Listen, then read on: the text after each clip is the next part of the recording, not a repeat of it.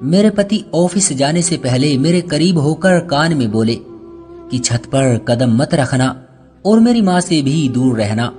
मेरी शादी को 2 हफ्ते हो गए थे और हर दिन मेरे पति ऑफिस जाने से पहले ये बात मुझे याद दिला कर जाते थे।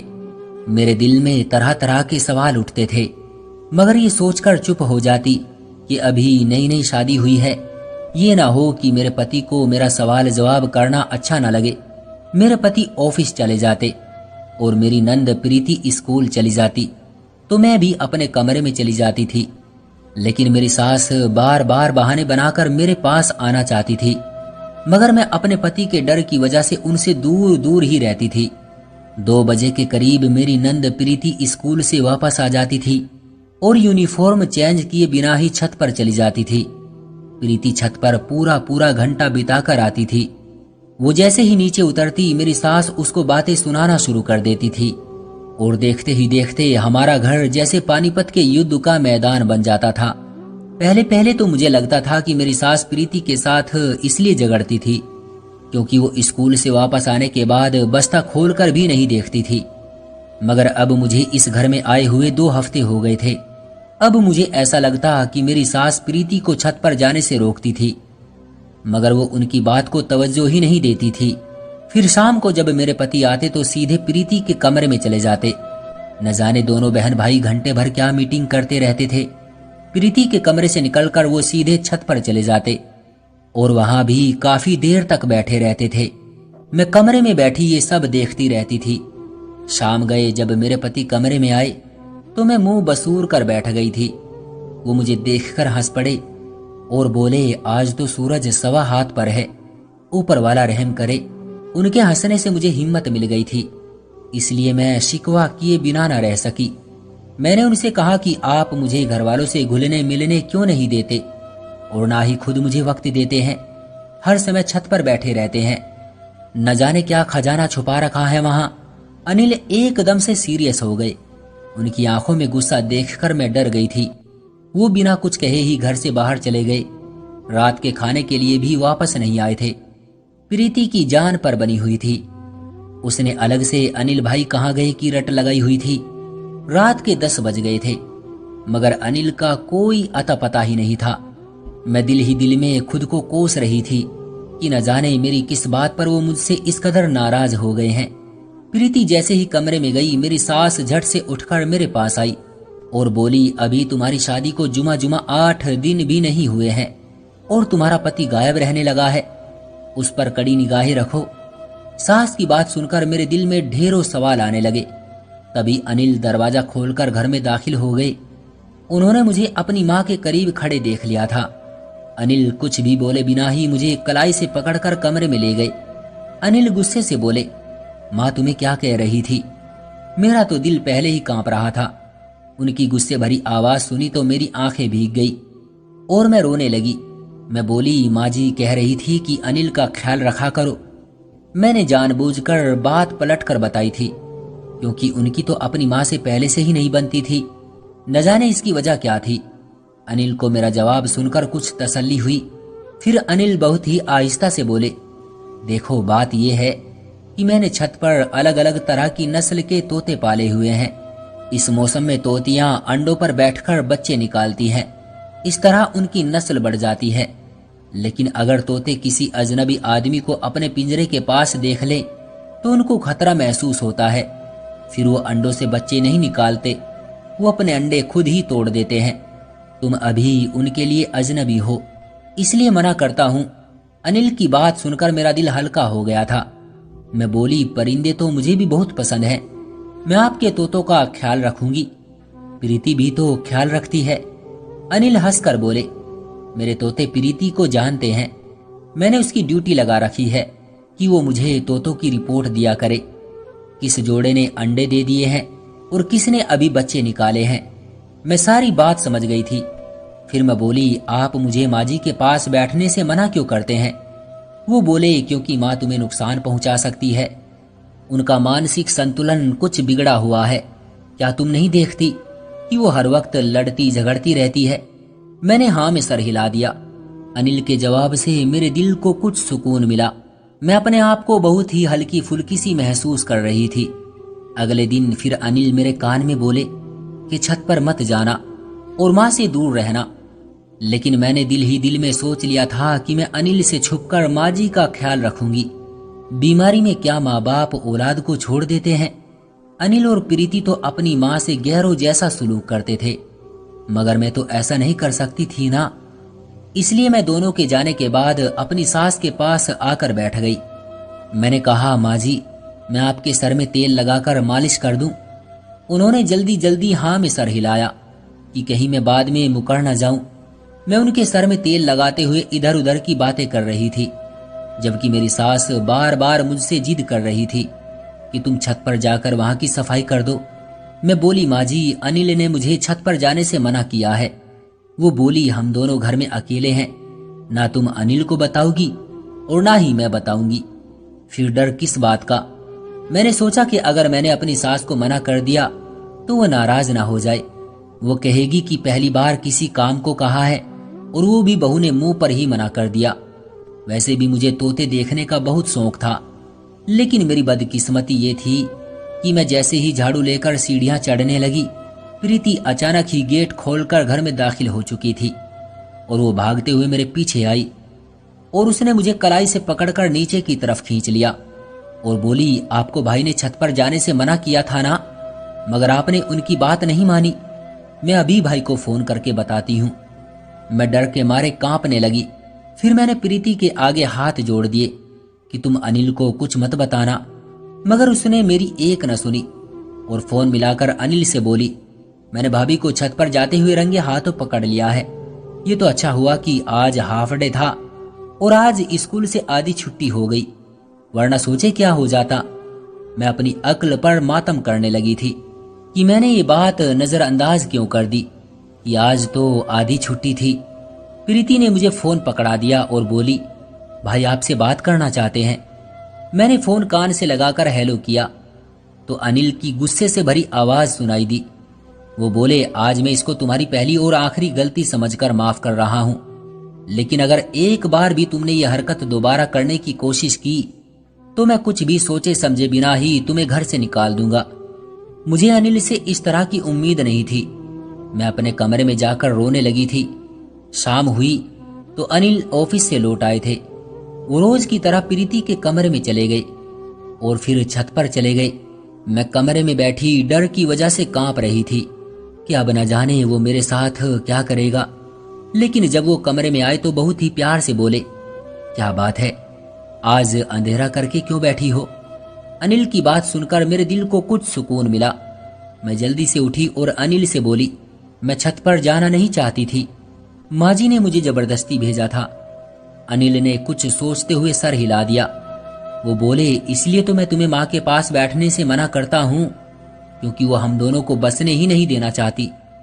मैं हैरत में डूब गई थी। आखिर वो कैसी माँ थी जो बेटे का घर उजाड़ना चाहती थी। रात को मैं सोई हुई थी कि अचानक ही मेरी आंख खुल गई, लेकिन मुझे दोबारा नींद ही नहीं आ रही थी। मैं करवट पर करवट बदल रही थी। प्यास की वजह से गले में कांटे चुभने लगे थे, इसलिए मैं उठकर बाहर सहन में निकल आई थी। मगर मुझे हैरत तब हुई जब मैंने प्रीति और अपनी सास को सर जोड़कर बैठे देखा था। न जाने वो दोनों आपस में क्या खुसर खुसर कर रही थी। मैं दबे कदमों अपने कमरे में वापस लौट आई। ये बात तो जाहिर थी कि मेरी सास और प्रीति अंदर से एक दूसरे से मिली हुई थी। वो अनिल की आंखों में धूल झोंकने के लिए आपस में लड़ रही थी, फिर रात को न जाने क्या क्या प्लान बनाती थी। अब मुझे समझ आ गया था कि आज का वाकया भी एक सोची समझी चाल थी। माँ जी ने मुझे उसी वक्त छत पर भेजा जब प्रीति की वापसी का वक्त हो गया था। लेकिन फिर दिल में एक ख्याल उठता कि अनिल ऐसा क्यों करते हैं। तोते तो अक्सर घरों में पाए जाते हैं, मगर इस कदर एहतियात उससे पहले देखने को नहीं मिली थी। मैंने सोच लिया था कि मैं इन तीनों को बेनकाब करके ही रहूंगी। अगले दिन ऑफिस जाने से पहले अनिल ने मुझे फिर से वही बात कही जो वो हमेशा ही मुझे कहते थे। अनिल और प्रीति के जाने के बाद मैं भी अपने कमरे में चली गई थी। मेरी सास मुझे बार बार आवाज देती जा रही थी। वो कभी कहती कि आकर मेरी टांगे दबा दो, तो कभी कहती कि सर में तेल डाल दो। दिल चाहता था कि उनकी बात मान लूं, मगर दिल दिमाग बार बार मना ही कर रहे थे। इसलिए मैं दिल दिमाग की जंग में फंसी रही, मगर कमरे से बाहर न निकली। दोपहर 2 बजे के करीब प्रीति घर आई थी। वो सीधा मेरे कमरे में ही आई थी। वो बोली, भाभी, मैंने महसूस किया है कि कल के झगड़े के बाद आप मुझसे नाराज सी हो। मैं मुंह बसोड़ कर बोली, क्या नाराज नहीं होना चाहिए। प्रीति मेरे पास आकर बेड पर बैठ गई और बोली, अगर मैं आपकी जगह होती तो मैं भी नाराज हो ही जाती, मगर आप खुद को मेरी जगह रखकर देखोगी तो आपकी नाराजगी खत्म हो जाएगी। मैं बिन बाप की बच्ची हूँ। माँ का भी मानसिक संतुलन बिगड़ा हुआ है। अब अनिल भाई ही हैं जो मेरे लिए माँ और बाप दोनों बन गए हैं। अब उन्होंने मुझे एक काम सौंपा है और वो है उनके तोतों की देखभाल करना। क्या मैं उनके लिए इतना भी नहीं कर सकती? फिर मुझे ये भी डर था कि अगर अनिल भाई नाराज हो गए तो मैं कहीं की भी नहीं रहूंगी। अब आप अपना गुस्सा थूक दें और मेरे साथ दोस्ती कर लें।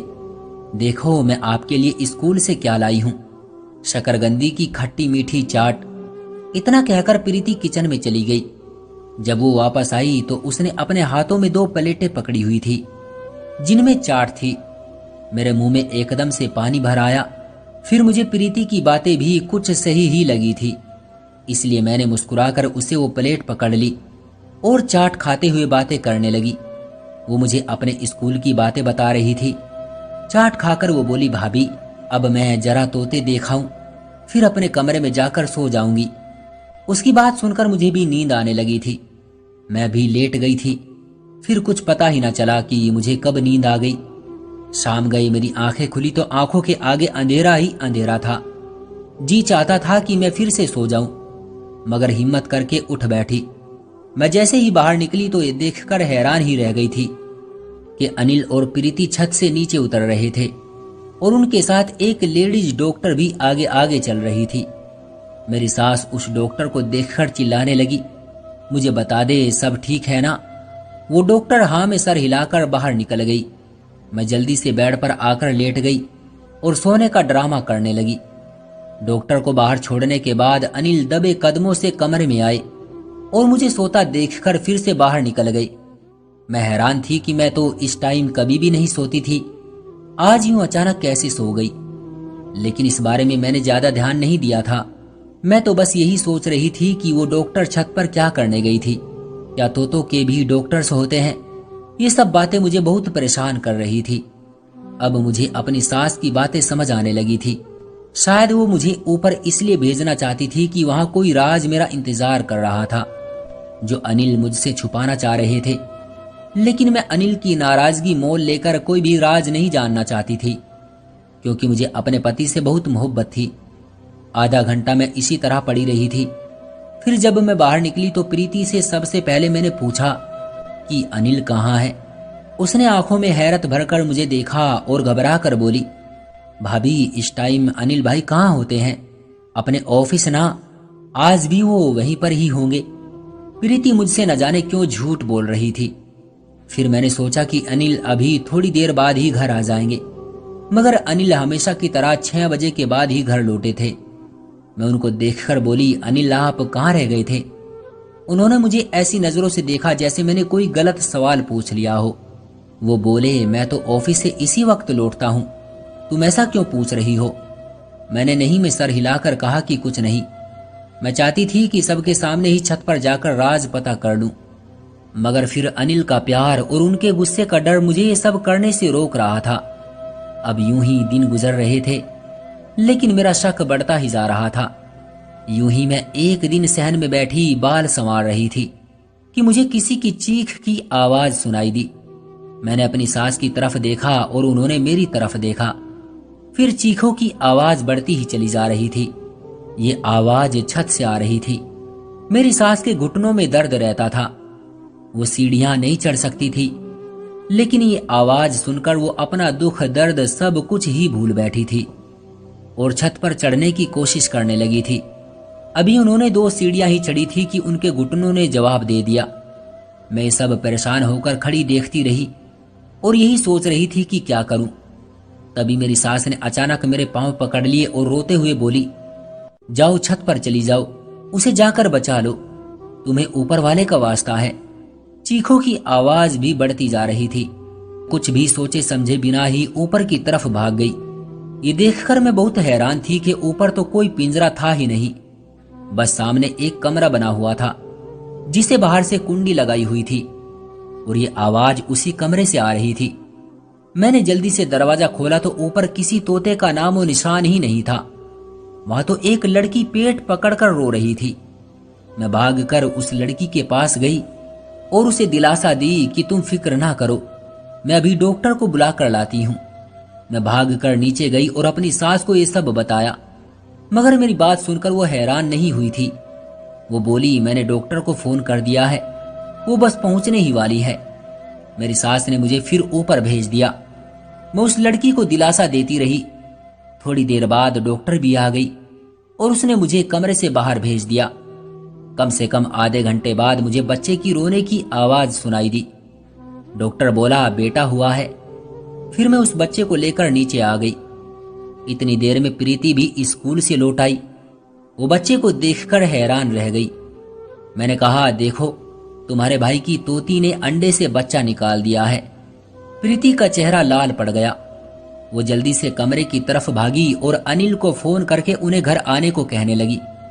वो जब घर लौटे तो बड़े बौखलाए हुए थे। मैं उन्हें बच्चा दिखाकर बोली, किस पर गया है ये? वो मुझे नजरअंदाज करके ऊपर चले गए। फिर प्रीति और अनिल दोनों उस लड़की को लेकर नीचे ले आए। मैं खुद को उस घर में अजनबी सा महसूस कर रही थी। मुझे कोई राज में शामिल ही नहीं करता था। मुझे लगा कि शायद ये लड़की अनिल की पत्नी है, इसलिए तो अनिल उसे मुझसे छुपा छुपा कर रखते थे। मैंने फैसला कर लिया था कि मैं ये घर छोड़कर चली जाऊंगी। मैं कमरे में आकर अपना सामान पैक कर रही थी जब अनिल कमरे में आए और मुझे देखते रहे। फिर बोले, ये क्या कर रही हो तुम? मैंने कहा, मैं आपका घर छोड़कर जा रही हूं।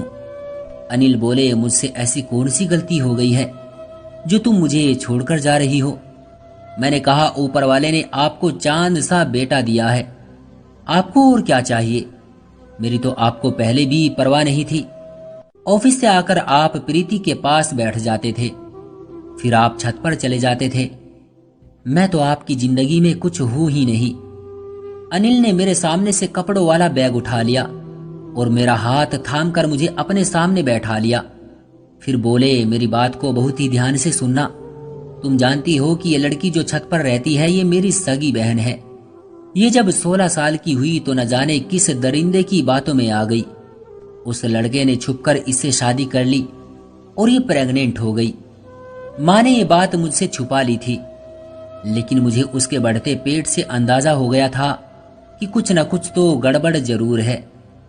मैंने उससे पूछा, वो छोटी थी तो डर गई और सब कुछ मुझे बताने के लिए तैयार हो गई। सच सुनकर मैं तो कांप कर रह गया था। जब मैंने उससे और बातें पूछने की कोशिश की तो वो रोने लगी थी।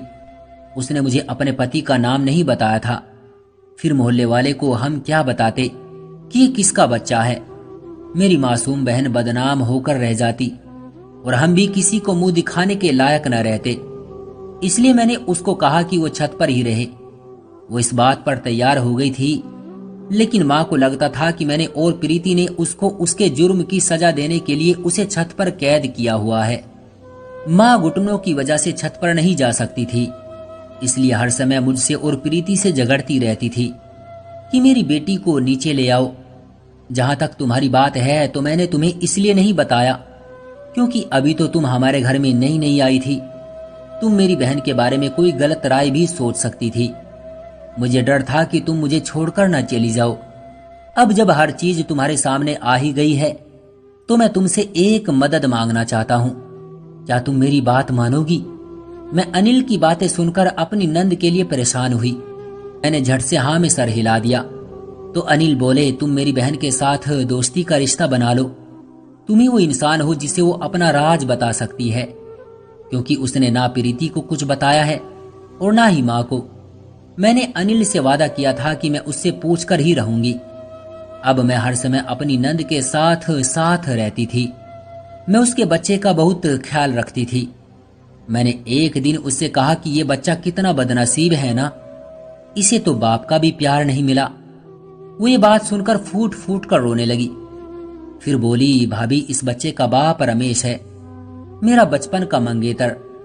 न जाने हमें क्या सूझी कि हमने जोश जोश में घर वालों से छुपकर शादी कर ली थी। जब मैं प्रेग्नेंट हुई तो वो डर गया और पीछे हट गया, क्योंकि वो तो खुद अभी कॉलेज का स्टूडेंट था। वो घर वालों को ये सब नहीं बताना चाहता था। नंद के मुंह से उसके पति का नाम सुनकर मेरे सर से तो जैसे बोझ ही उतर गया। मामला तो बहुत ही सीधा था। हम बिना वजह ही घबरा रहे थे, क्योंकि जो इसके बच्चे का पिता था उसके साथ तो इसका बचपन से ही रिश्ता तय हो चुका था। मैंने अनिल से बात की तो उन्होंने भी सुकून का सांस लिया। फिर तो सारा मामला ही सुलझ गया। अगले दिन अनिल रमेश के घर गए और रमेश के मम्मी पापा से बात की। उन्हें भी सारी बात बता दी। शुक्र है कि रमेश के माँ बाप ने अपने बेटे की गलती को स्वीकार किया और शर्मिंदगी भरे लहजे में बोले कि आप चिंता ना करें, कुछ सालों बाद भी तो हमें तुम्हारी बहन को बहू बनाकर ले ही आना है, तो आज क्यों नहीं। इस तरह मेरी नंद एक बच्चे के साथ अपने घर से विदा होकर अपने ससुराल चली गई थी और हमारे घर में एक बार फिर से खुशियां लौट आई थी। तो दोस्तों, ये थी हमारी आज की कहानी। आपका क्या कहना है इस कहानी के बारे में, कमेंट करके हमें जरूर बताएं। वीडियो को लाइक करके चैनल को सब्सक्राइब कर लीजिए, साथ में घंटी को दबाकर ऑल पर कर लें, ताकि आने वाली वीडियो का नोटिफिकेशन आपको तुरंत मिले। मैं मिलता हूं आपसे अगली वीडियो में, तब तक के लिए धन्यवाद।